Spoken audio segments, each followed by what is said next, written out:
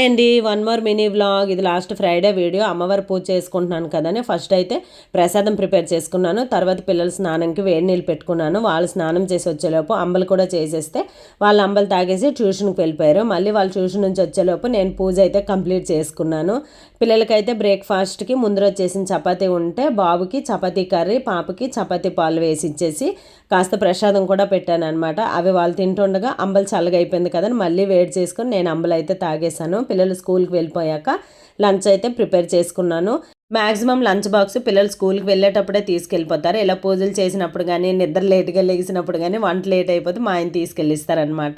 Lunch కోసం ఒక పక్క అన్నం పెట్టేసి ఇంకో పక్క పెసరపప్పు పెట్టుకున్నాను. ఆనియన్ వేయకుండా పోపు పెట్టేసుకున్నాను పప్పు. తర్వాత అన్నం ఓర్చేసి పేజికాయ బంగాళదుంప కర్రీ ఫ్రై చేసుకున్నాను.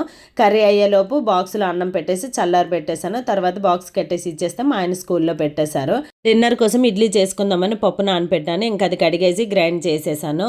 అందులో నేను ఎక్కువగా ఇడ్లీకి వరినొకే యూజ్ చేస్తాను కాబట్టి నూక కలిపేసి పక్కన పెట్టుకున్నాను. అలా నానితే మంచిగా ఇడ్లీ స్మూత్గా వస్తుంది కదా అని. ఇవన్నీ చేసేసరికి లంచ్ టైం అయిపోయింది. నాకు బాగా ఆకలేసిందని నేను కూడా కాస్త అన్నము పప్పు కర్రీ వేసుకొని తినేసాను. వీడియో లాస్ట్ వరకు చూశారు కదండి. లైక్ చేసి కామెంట్ చేసేయండి.